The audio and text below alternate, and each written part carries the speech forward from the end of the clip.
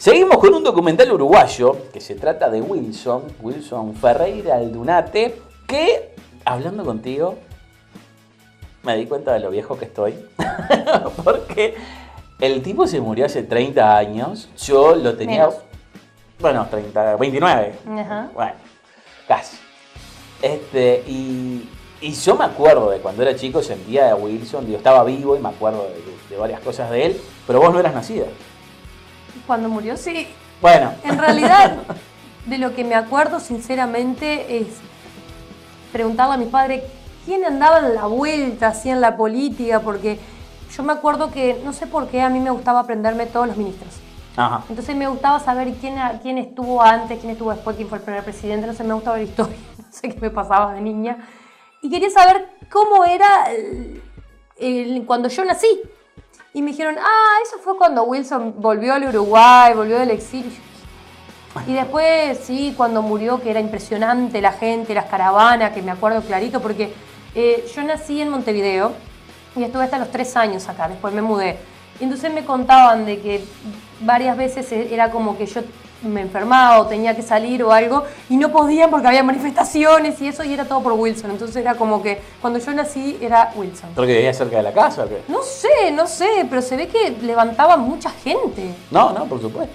Y Realmente a mí me estaban llama todos la los atención que el periódicos. día de hoy, capaz que hay, yo no conozco, pero como hay herreristas... Hay wilsonistas. ¿Hay wilsonistas? Hay wilsonistas. Ah, mirá, no sabía. Digo, decir, está ¿Quién la es un corriente. wilsonista? Por eso, digo, no es algo común, no es algo conocido. No, hoy por hoy el Partido Blanco, vamos a decir de que no está muy... Bueno, pero está mucho más que los colorados. Digo, es el segundo. Bueno, sí, pero lo que pasa es como que las corrientes están un poco quemadas después de que la calle perdió contra Mujica. Ahora el hijo, viste, es obvio que es herrerista, va con lo del Yo creo que padre. al día de hoy como que los lacayistas, los Horrible. lacayos, Horrible. ¿cómo se dice? Son como los más fuertes, pero no sé si vos notaste esto, pero la calle es como el que queda peor parado acá. Porque en un primer momento dice No, sí, para ¿no? mí el que queda peor parado es Julio María Sanguinetti. Que ¿Por qué no aparece? ni siquiera le hicieron una entrevista y fue una parte importante de lo que mostraron. ¿Sabés lo que pasa? Yo creo que Sanguinetti agarró miedo con los documentales porque por lo general siempre mete la pata. Me acuerdo, por ejemplo, un mundialito, que él dice, pero la dictadura no sé qué, y él dijo, no, la dictadura no. Y después le pusieron como 10 comentarios de, sí, la dictadura sí. No, y pasó más de una vez en documentales con él, entonces yo creo que ya aprendió la lección y no vuelve a salir en otro. Puede ser. Entonces, Igualmente estamos hablando de que el director de este documental y el que hacía las entrevistas era el hijo de era el Gutiérrez hijo Ruiz, Gutiérrez Ruiz. que también hizo, ¿cómo se llama? Una película que tiene un título que yo no puedo entender, Destino Final. ¿Ah, la película? Se llama la película del padre Héctor Gutiérrez Ruiz, se llama Destino Final, que es la misma de esta serie de terror. No la conozco. Digo, no conozco el documental. Sí, yo lo vi, está bueno el documental. Pero no puedo entender por qué le puso ese título. O sea, ni siquiera creo que le puso Destino Final, creo que no podía usar el título y le puso DF. Pero es por Destino Final, para que den a entender, pero realmente no. Es como la película, lo vio antes y no sé. No, muy raro. No me importa. Pero, como sea, esto está muy, pero muy bueno. Y lo que te decía, creo que la calle quedó mal parado porque en un primer momento él decía, cuando yo lo conocí es porque él se hizo famoso y yo me anoto en todas, así que fui con esto de la interpelación y ahí yo me quería acercar a esta nueva estrella del Partido Blanco. Después dice, sí, pero estuve peleado toda la vida y cuando estaba en el exilio. No, en realidad dijo que cuando se exilió, ahí se empezó a llevar mal. No, por también. la decisión que tomó de irse, o sea, y lo mismo habló Valle, de que muchos no tomaron con buenos ojos el hecho de que él haya decidido irse del país y no afrontar lo que pasaba en el país. Entonces creo que eso es lo que hablan y creo que hay testimonios que están muy bien y que a mí me interesaban, por ejemplo el de la calle, el de Valle, el de otros políticos, está de Posadas, pero hay otros que la verdad que daban pena y no sé por qué los fueron a buscar, porque me parecía como que quizás confundían o... Había uno que hablaba, ¿y a vos te parecía? Y sí, para mí me convenía. Y cada vez que hablaban de conveniencia, a mí me rechinaba un poco. Y una cosa que faltó. Y los testimonios Mujica a mí no me aportaron nada, porque a veces no sé si creerle. Tiene tantas historias, tantos cuentos, que la verdad a mí no me importa. Hablando de eso. una de las cosas que creo que le va a pasar a mucha gente si tiene la misma experiencia que yo, es que después de ver esta película van a terminar del frente.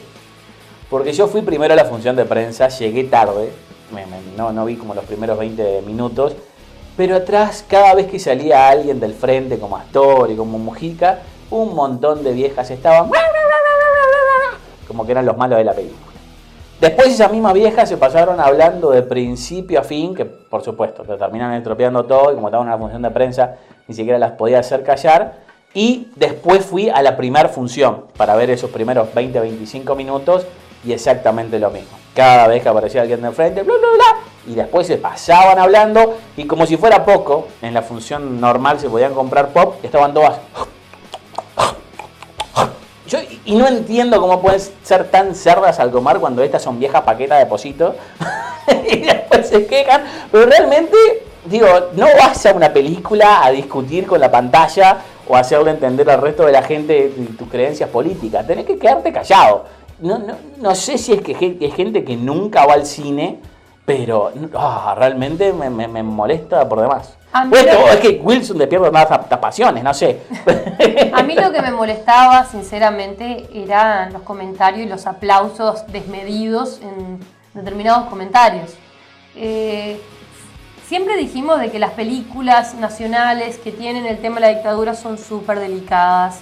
La gente se fanatiza, la gente le entra algo y de repente son todos políticos. Y esto es un documental sobre un político. Es el triple de delicado de las películas que hemos visto porque son temas sensibles que se tratan, son ideologías, son caminos que uno toma y la verdad que a mí lo que me da miedo es que hay gente que se deja guiar por... Se levantan dioses de barro, es como los mayas, los aztecas, le levantaban un tótem y ya veneraban, y acá es lo mismo. Pero creo que... Bueno, es otra película que la verdad que salí también llorando, pero... ¿Por qué? Por el simple hecho de que la verdad que el cáncer es una enfermedad bastante complicada. Bueno. Es muy complicada. A mí me sigue llamando la atención como todos estos líderes que tienen tendencias izquierdosas, todas la quedan por cáncer. No lo tomé por ese lado. No, pero en serio, o sea, primero él, Chávez, Kirchner, no sé, de acá en la vuelta esos.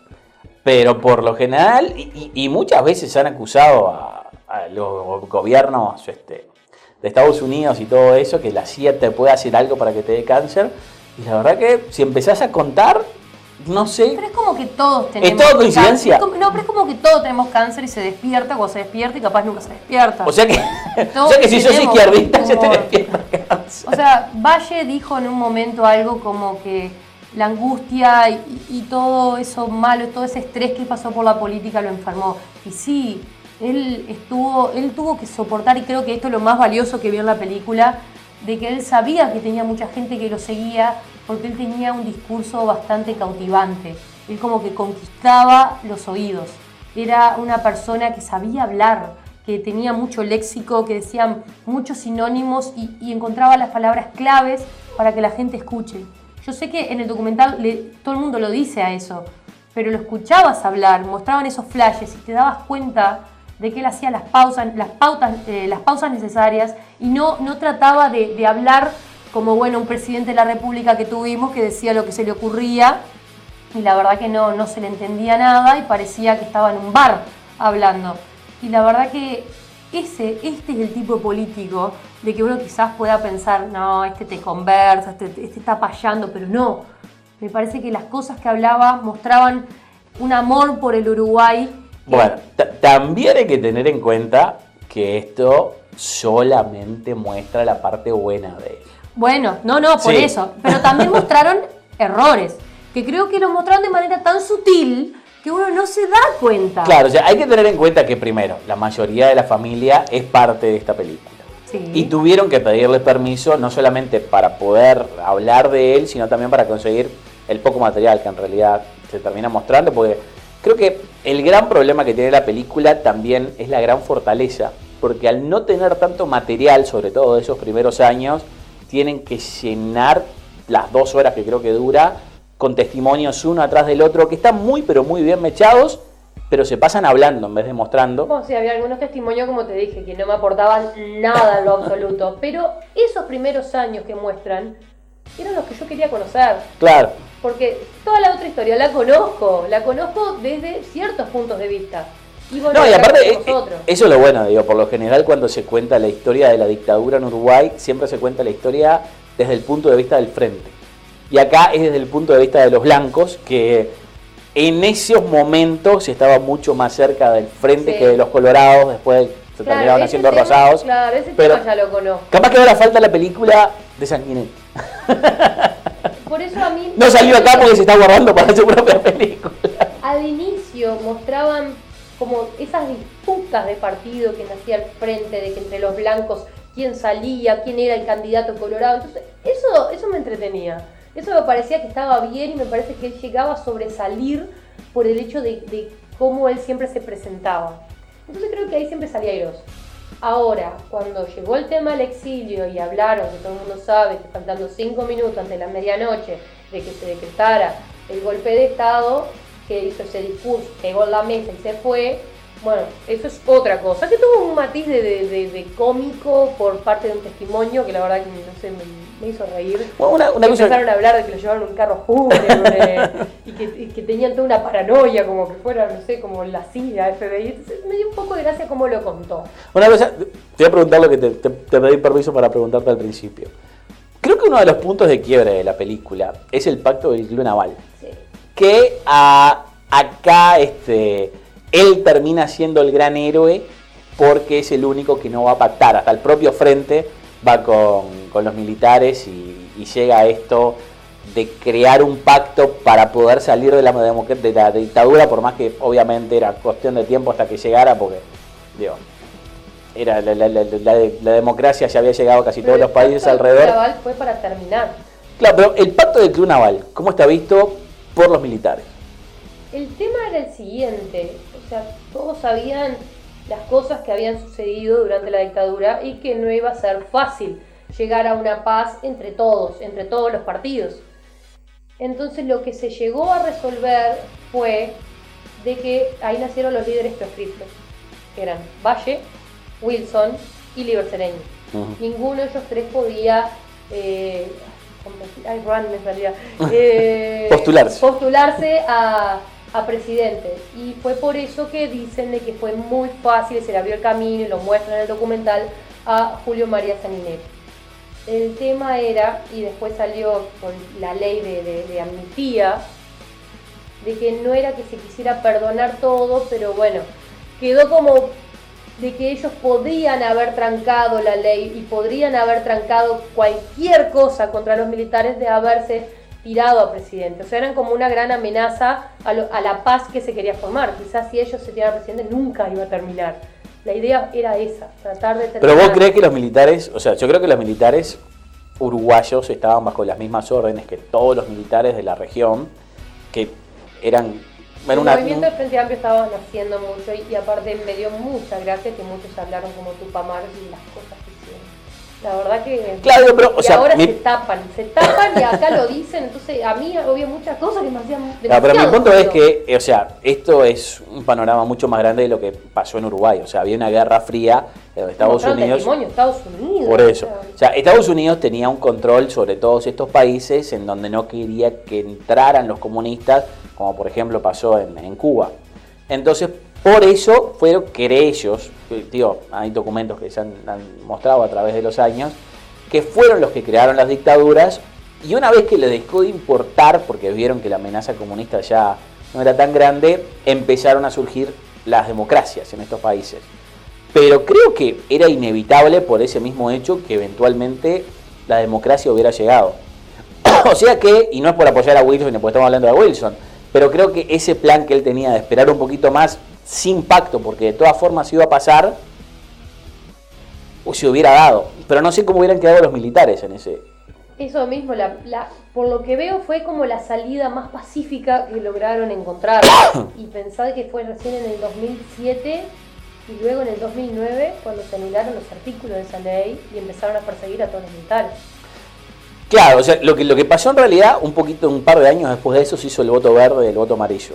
que la gente tenía que votar para ver si sacaban esta ley de caducidad, que por miedo a que volviera la dictadura, no sé basados en qué, terminaron haciendo el voto amarillo que dejó las cosas como estaban.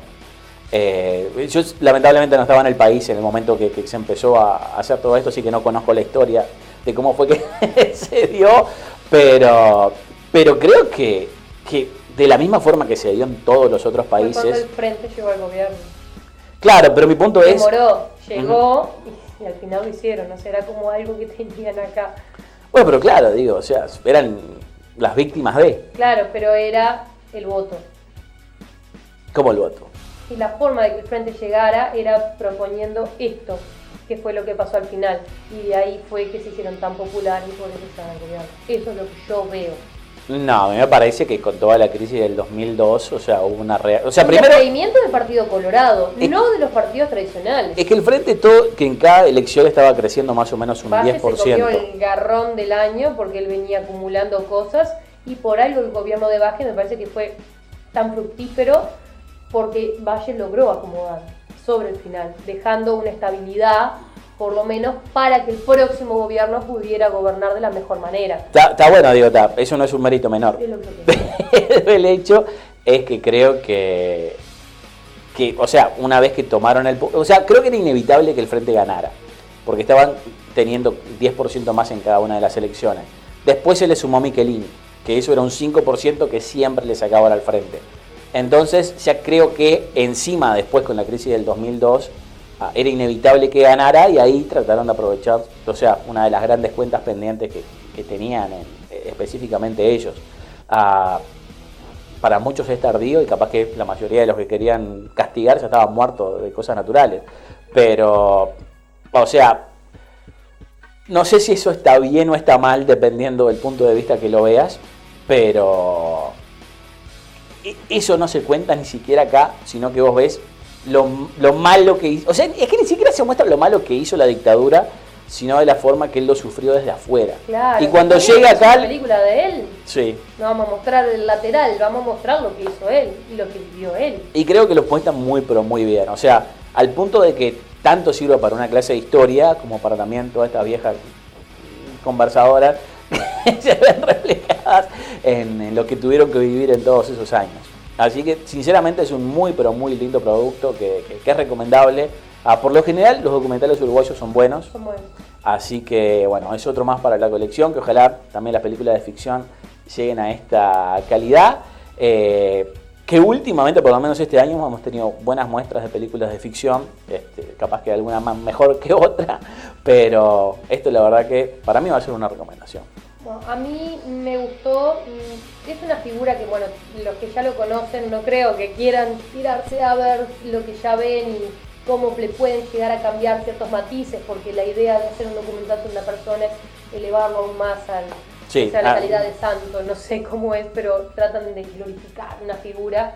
Entonces creo que está bien contada y por más de que haya ciertos errores y discrepancias y, bueno, distintas ideologías, más allá de la ideología, creo que era una persona que se hacía notar y que tenía valores y que mostraron cómo se hacía responsable de las decisiones bastante complicadas que llegaba a tomar, y estoy hablando después de la dictadura.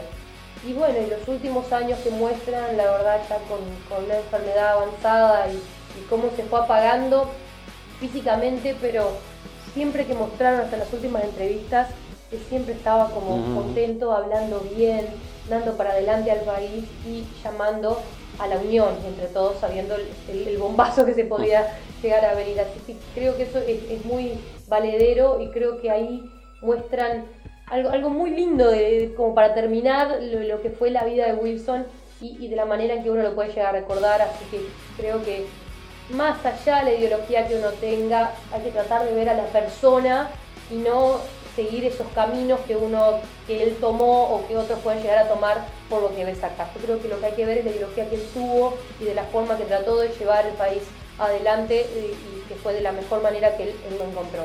Así que creo que la película es una recomendación, creo que está bien.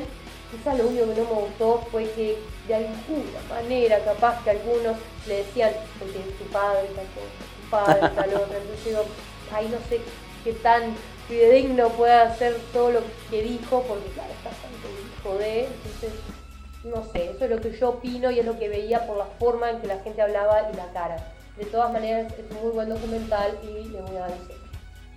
Págate, sí.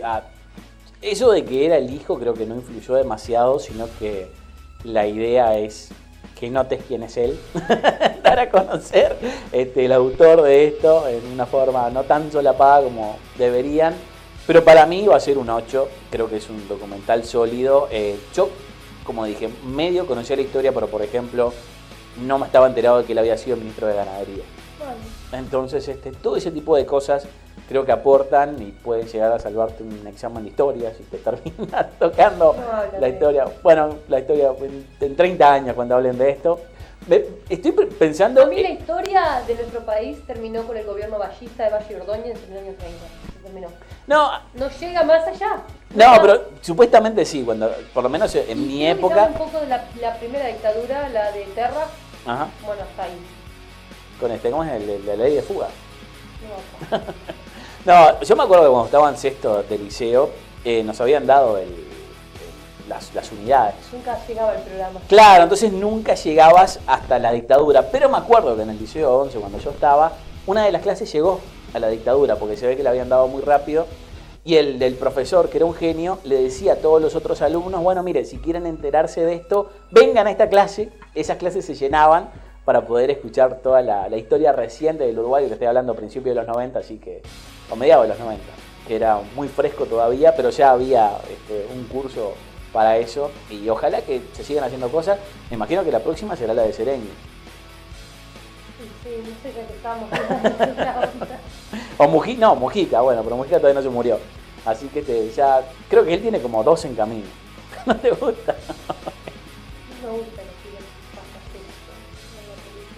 Bueno, no sé. ¿Quién falta?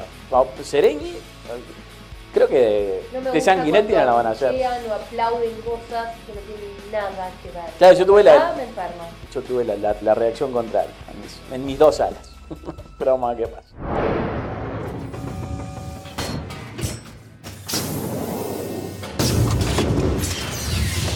Así que no te suscribiste.